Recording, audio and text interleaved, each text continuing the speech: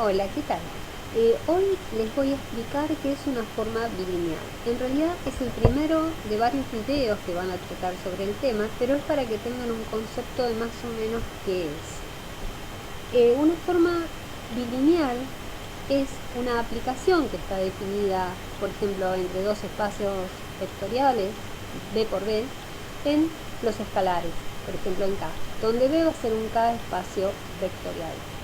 Y va a cumplir una condición que es que sea lineal en cada uno de sus componentes. ¿Qué quiere decir que es lineal? Que si yo acá tengo, por ejemplo, una suma de dos vectores multiplicados por escalares y lo estoy relacionando con este vector también de B, cuando hago esta relación, así hago primero la suma y después lo relaciono, es lo mismo si yo hiciese cada uno por separado, ¿ven? Como hago alfa 1 por la aplicación en B1B más alfa 2 por la aplicación en B2B. O análogamente, si está en la segunda componente, exactamente lo mismo. Tengo acá una suma, es lo mismo hacer primero la suma y aplicar la forma, la aplicación, o separarlo, aplicarlo por separado y sumarlo. Eh, bueno, esto no es tan raro. Si recuerdan el producto escalar es una forma bilineal. Un producto escalar toma dos vectores, a esos dos vectores, cuando yo los multiplico escalarmente, obtengo como resultado obviamente un escalar. ¿Y qué es lo que estoy haciendo? Multiplicando componente del primero con la primer componente del segundo, más la segunda componente del primer vector por la segunda componente del segundo vector y así sucesivamente. Bueno, si yo quiero demostrar que es una forma bilineal, voy a lograrlo. O sea, esa es una forma bilineal que usamos siempre. Hay obviamente infinitas formas bilineales que puedo obtener. Por ejemplo, vamos a hacer una demostración que suele ser un ejercicio de los primeros de las guías de transformaciones bilineales, que es,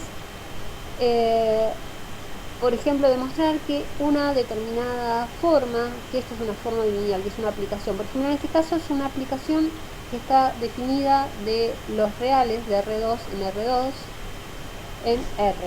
O sea que toma dos vectores, uno en R2, otro vector de R2, los relaciono entre sí y voy a apelar a los reales. Y la forma de relacionarlo es hacer, por ejemplo, supongamos que X fuese X1, X2, Y fuese Y1, Y2, entonces relacionan, ¿ven? Dos veces las primeras componentes, tres veces la segunda del primero por la primera del segundo, tres veces la primera del primero, la segunda del segundo y menos el producto entre las segundas componentes. Bueno, esto es, por ejemplo, un ejemplo, hay 80.000. Entonces, si yo quiero ver que es una forma bilineal, tendría que demostrarlo a derecha y a izquierda, pero lo voy a demostrar primero por este lado y el otro es análogo, va a ser exactamente igual, así que voy a hacer uno solo. Entonces, aplico la forma bilineal a alfa por x más beta por z y relacionándolo con la y. Entonces, fíjense que, ¿qué es esto? Esto que está acá es la suma de dos vectores. Entonces, por un lado voy a aplicar esta forma bilineal a el resultado de esta suma por este vector y voy a llegar a que va a ser lo mismo que aplicarlo de esta manera. Incluso más aún, este alfa lo puedo poner acá afuera y este beta lo puedo poner acá afuera, ¿no? O sea, yo lo puse ahí, pero podría separarme un poquito más. Entonces, vamos a ver dónde estoy, acá. Entonces, por ejemplo, ¿qué es esto? ¿Cuál es la primer componente de alfa por x más beta por z? La primer componente es alfa por x1 más beta por z1. Entonces, como yo tengo que aplicar dos veces x1 y 1, tengo que hacer dos veces la primer componente de esa suma por la primer componente del vector y1. Después, la segunda cuentita que me pide el ejercicio es hacer 3 por la segunda componente del primer vector por la primera del segundo. Entonces, como el primer vector es esta suma, la segunda componente de ese primer vector sería alfa por x2 más beta por z2. Y lo multiplico escalarmente por i1. Y posteriormente, bueno, lo mismo, me pide 3 veces la primer componente del primer vector y la segunda componente del segundo vector. Uy, es un trabalengua esto.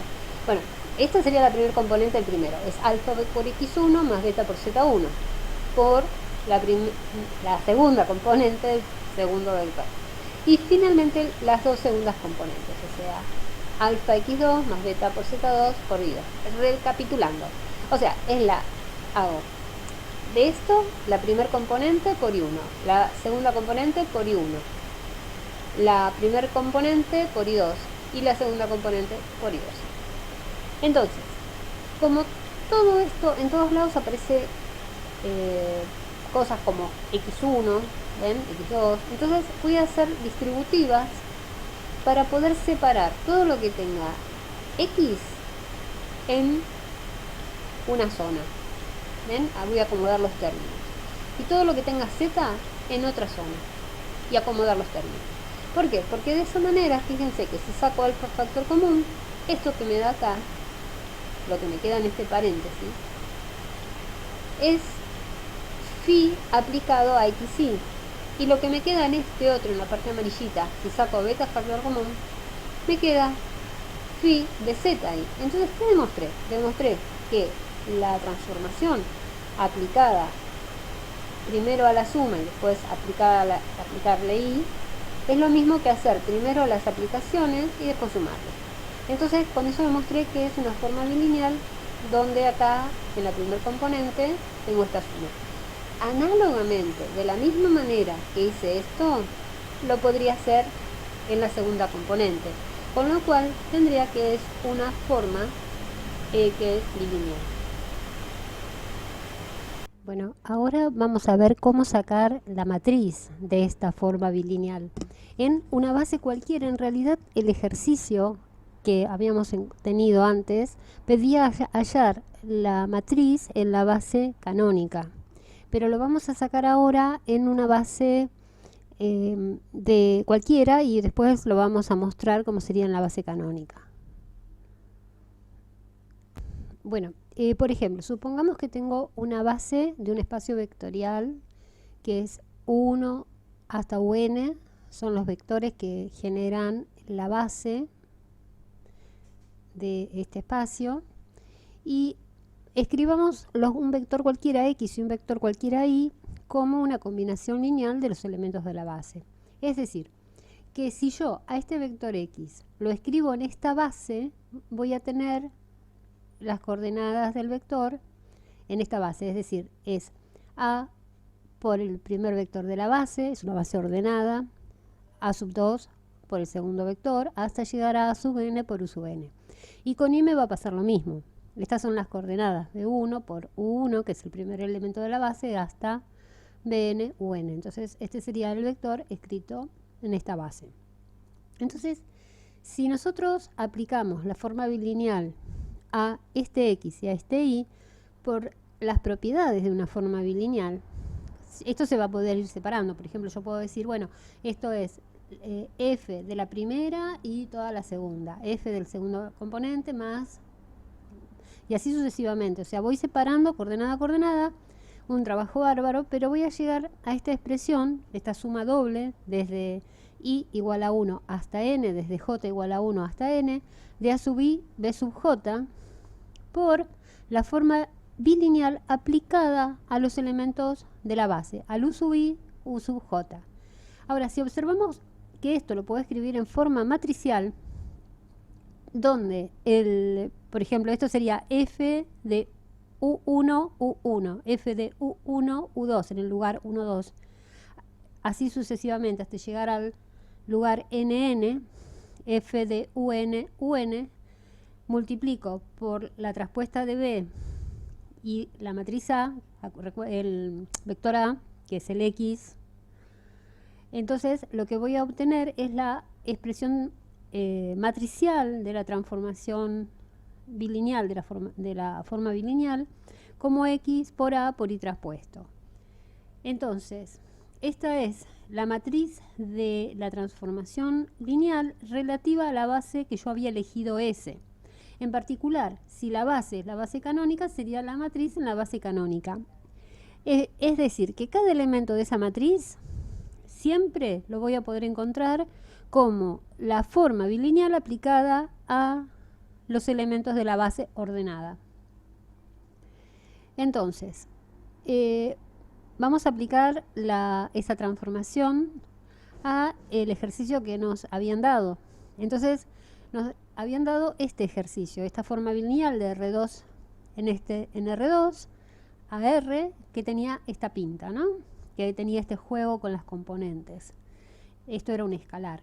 Entonces, para cada elemento de la matriz, lo que voy a hacer es aplicar la forma bilineal a los elementos de la base canónica, que es el 1, 0, 0, 1, o sea que el primer elemento sería 1, 0, 1, 0, la phi aplicada al 1, 0, 1, 0. Si hago esa cuenta, fíjense que voy reemplazando las coordenadas del vector, la mayor parte de los términos me van a dar 0, me queda nada más que el 1. Ese va a ser el elemento A11 de la matriz. Y así sucesivamente. Para el elemento 1, 2, lo aplico phi al 1, 0, 0, 1, y esto me daría 3. Entonces voy ubicando los elementos acá. Y esto es, digamos, armo toda la matriz de esta manera, ¿no? 1, 0, 0, 1, 0, 1, 1, 0, 1, 0, 0, 1, 1, 0, 0, este está mal, 1, 0, 1, este es un paréntesis, 0, 1, 0, 1. Entonces, una vez que tengo esta matriz, me fijo y veo que es simétrica. Entonces, si es simétrica, va a tener una representación diagonal. Para encontrar la representación diagonal, tengo 3 métodos. Después los vamos a ver en videos posteriores. Uno es sacando los autovalores y autovectores, entonces la matriz diagonal va a ser semejante a la matriz que nosotros obtenemos.